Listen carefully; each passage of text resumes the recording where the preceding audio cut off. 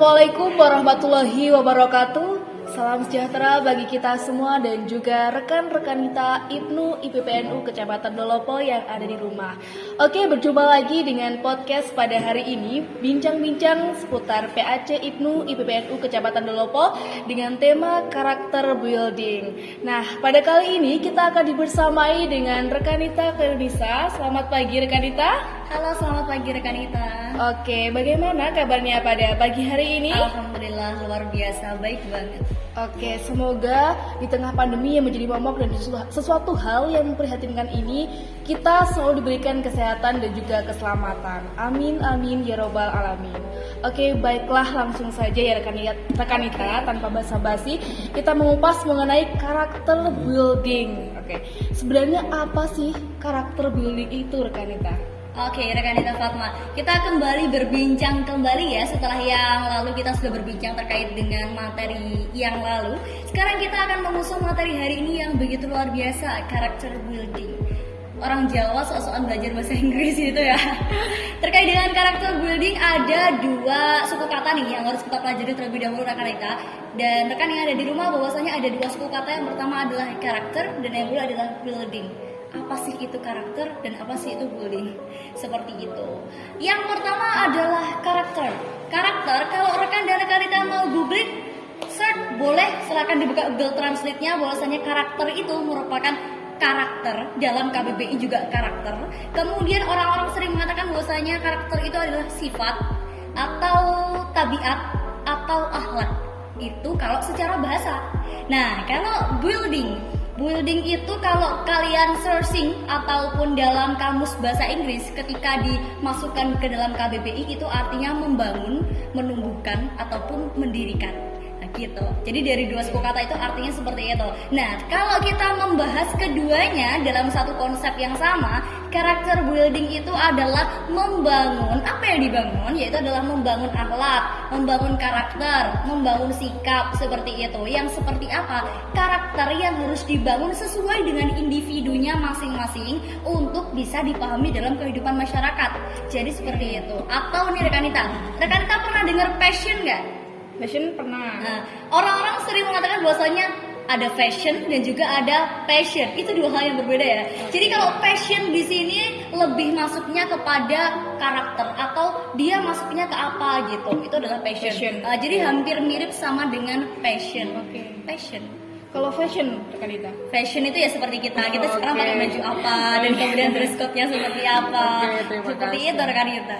Oke, nah mengenai passion atau karakter itu tadi rekanita.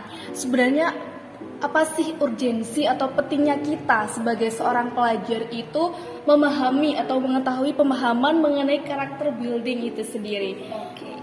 Oke, bener banget rekanita. Karakter building atau membangun karakter itu harus dimulai sejak dini, sejak sekarang, bahkan mungkin sebelum sekarang nih ya. Karena kita kan sudah memasuki usia yang sudah gak muda lagi nih ya. Kategori dewasa ya. Juga udah dewasa ya. Begitu juga dengan saya dan juga rekan dan rekan yang ada di rumah yang sekarang masih dalam duduk di bangku sekolah, kalian harus berusaha untuk membentuk karakter kalian masing-masing. Karena pemuda saat ini harus memiliki karakter yang utama rekanita. Jadi jangan sampai, kan banyak nih ya sekarang pemuda-pemuda atau pelajar saat ini tuh sukanya kalau yang temennya ke sana dia ikut ke sana, temennya ke sini dia ikut ke sini. Nah seperti itu artinya ini anak mesti nggak punya karakter. Katakan saja ketika nggak sesatu circle itu kurang benar gitu ya. Sebenarnya nggak harus seperti itu. Jadi dia itu minatnya di mana, bakatnya di mana, sukanya di mana, dan juga peluangnya di mana itu harus didapatkan. Jangan sampai temennya ke sana ikut ke sana, temennya ke sini ikut ke sini gitu. Jadi mereka harus memahami karakter untuk itu. Untuk apa? Untuk mendidik dirinya sendiri. Jadi dia harus menanamkan kepada dirinya, bahwa saya itu adalah tipikal seorang pelajar yang rajin, seorang pelajar yang tidak malas seperti itu. Atau contoh nih, dari rekanita Fatma ini tipikal punya karakter yang seperti apa nih rekanita? Kalau saya itu memiliki karakter yang ketika menginginkan sesuatu itu harus aku usahain dan aku dapatkan seperti itu. Bagus banget. Jadi usahanya besar banget ya rekanita Fatma. Itu juga termasuk karakter. Jadi rekanita Fatma ini karakternya adalah ambisius terkait dengan apa yang dia inginkan. Itu karakternya Rekanita Fatma. Nah, karakter rekan dan rekanita yang ada di rumah, kalian contoh karakternya adalah saya mah biasa-biasa aja Rekanita, kalau pengen ini juga ini, kalau enggak juga sudah. Itu karakternya dia gitu.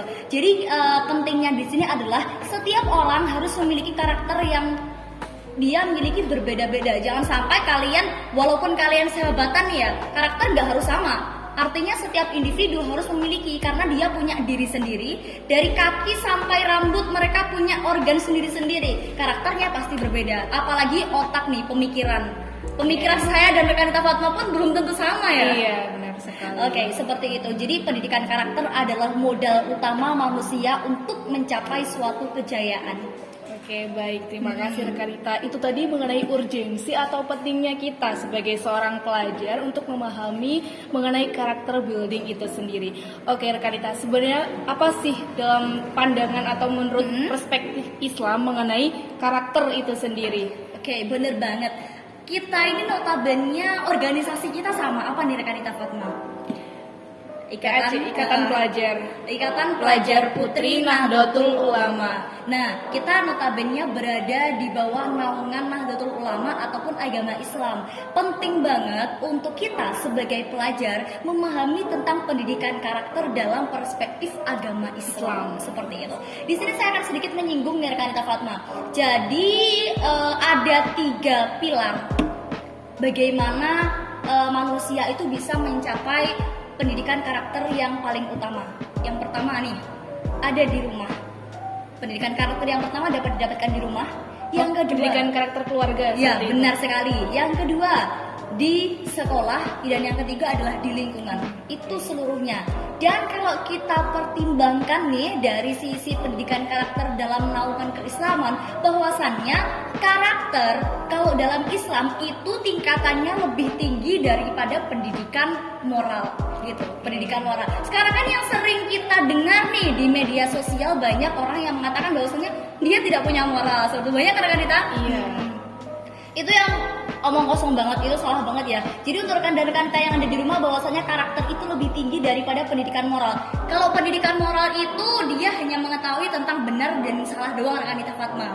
Seperti itu. Tapi kalau pendidikan karakter tidak tentang benar dan salah saja, karena karakter tidak bisa disalahkan. Seperti itu. Iya. Kalau moral bisa disalahkan. Itu moralnya bobrok, moralnya gimana dan lain sebagainya. Karena karakter itu sesuatu hal yang melekat dari diri seseorang. Bener gitu ya. banget. Jadi gitu. Jadi karakter itu tidak bisa disalahkan. Dan ada satu karakter dalam Islam yang itu lebih tinggi daripada moral. Bahwasanya tidak bisa disalahkan dan itu benar. Dan juga karakter dalam Islam itu harus menjadi sebuah kebiasaan atau habit, biasanya disebutkan seperti itu. Jadi harus dilakukan. Contohnya gini nih rekanita, kita di Islam diajarkan adalah bertakwa kepada Allah. Contoh seperti itu ya. Nah, itu adalah bagian dari karakter.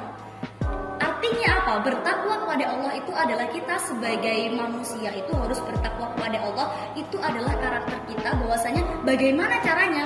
Sholat, puasa, apalagi zakat, seperti itu. Ini jadi rukun apa nih? Jadi seperti itu ya rekan-rekan.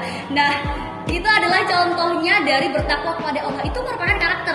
Jadi kalau kita seorang manusia, seorang Islam yang tidak bertakwa kepada Allah, maka karakter kita bagaimana karakter Islam kita?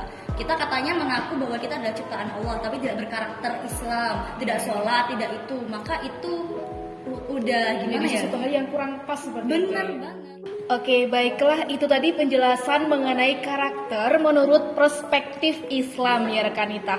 Oke, baiklah rekanita, untuk materi penutup nih rekanita ya, terakhir oke. Mengenai strategi untuk membangun karakter, tips atau cara rekanita membangun karakter yang baik itu seperti apa ya rekanita? Oke, terkait dengan membangun karakter yang baik gitu ya. Sebenarnya kalau saya menjawab ini, saya harus berkaca dulu nih dari karakter saya. Apakah saya ngomong mungkin bisa berkaca di sini rekanita? Apakah karakter saya sudah baik untuk saya bisa mengatakan kepada rekan dan rekanita di sini gitu. Kita perlu berkaca dulu nih rekanita sebelum ngomong seperti ini. Oke, kalau sekedar tips dan trik ya untuk membangun karakter yang baik atau yang seperti apa, karakter itu tergantung orang yang mempunyai karakter itu, mau baik mau buruk tinggal dia aja yang menerapkan karakternya seperti itu. Jadi bisa menjadi sebuah pilihan ya. Iya, mau benar. mencetak dirinya seperti apa. Nah, bener banget. Jadi kalau dia pengen menjadi seorang ustadz gitu ya, ya silahkan timbulkan karakter untuk menjadi seorang ustadz. Kalau dia pengen menjadi seorang preman gitu ya silahkan timbulkan karakter menjadi seorang preman gitu. Itu tergantung dia pengennya gimana. Jadi karakter baik buruk ya itu yang bisa mengeluarkan adalah dirinya sendiri gitu. Tapi kalau orang umumnya karakterku tuh pengen baik, tapi baiknya itu pandangannya dia seperti apa? Karena menurut orang baik, menurut kita baik belum tentu menurut orang itu baik. Gitu. Bener banget. Ini baru apa ya? Terkait dengan penjelasan rekan Fatma itu benar banget. Jadi kalau kita berbicara menurut kita baik, orang-orang belum tentu mengatakan bahwa itu baik. Oke, kalau tips dan triknya, kalau bagi saya di sini mengambil 3 lingkup rekan kita. Rekan dan rekan yang ada di rumah, karakter itu bisa dibangun bukan langsung dari dirinya sendiri, atau perlu digarisbawahi dalam tanda kutip ya. Karakter juga bisa dibangun dalam dirinya sendiri, tapi dia harus benar-benar mampu untuk memahami dirinya sebelum dia memulai menumbuhkan karakter. Nah, biasanya nih rekanita, karakter itu bisa ditumbuhkan dengan bantuan lingkungan sekitar. Karena kan orang-orang sering memandang bahwasannya karakterku itu adalah yang seperti dipikirkan orang, maka saya harus menjadi seperti itu. Pernah nggak dengar seperti itu? Iya, benar. Jadi gitu, karakter itu akan lebih mudah tertata apabila kita belajar dari orang lain. Sebenarnya bisa dari dalam diri sendiri. Dari dalam sendiri itu kalau untuk membentuk karakter adalah yang pertama, teman-teman harus bisa mengetahui passion kalian gimana. Contoh, passion saya adalah suka di public speaking, seperti itu ya. Maka saya harus menumbuhkan jiwa terkait dengan passion saya di public speaking, karakter saya. Jadi kalau karakternya public speaker itu gimana? Public speaker itu suka ngoceh, nggak pendiam gitu kan, basa-basi gitu. Jadi di semua tempat sukanya ngomong terus gitu ya. Atau katakan saja cerewet gitu. Nah ya, cerewet gitu. Oke, saya cerewet banget di sini Kanita. Oke, nggak apa-apa. Jadi gitu, terkait dengan teman-teman dan rekan yang ada di rumah, silahkan sesuaikan kalian minatnya di apa, bakatnya di apa, sukanya di apa, dan itulah passion kalian, itulah karakter kalian yang harus kalian geluti ke depannya. Itu kalau dari dalam dirinya masing-masing. Tapi karakter itu bisa ditumbuhkan berdasarkan bantuan dari orang lain. Nah, bantuan dari siapa aja nih rekan-rekan yang ada di rumah? Ada yang tahu? Oke, nanti kalau ada yang tahu boleh dijawab di bawah ya. Jadi pertanyaan di kolom komentar bener juga banget. bisa. Ini ada satu pertanyaan nih buat rekan yang ada di rumah. Karakter yang bisa dibantu dari lingkungan luar itu karakter dari lingkungan apa aja?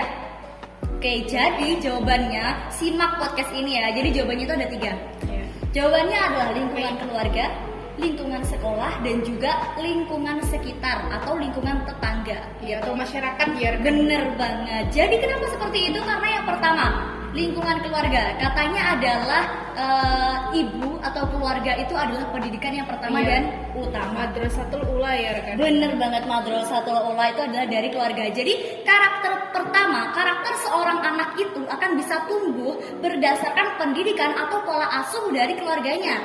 Biasanya nih ya, tapi ini juga tidak menutup kemungkinan loh rekan-rekan bahwasannya seorang yang terlahir dari ayah dan ibu yang baik atau rajin beribadah, ustadz atau ustadzah, kebanyakan anaknya itu memiliki karakter yang menyesuaikan dari bapak sama ibunya, seperti itu. Walaupun secara genetis nih rekan-rekan, kromosom setiap manusia kan memiliki 23 pasang kromosom. Artinya setiap manusia memiliki 46 kromosom XXYY. Tahu ya? Itu biologi.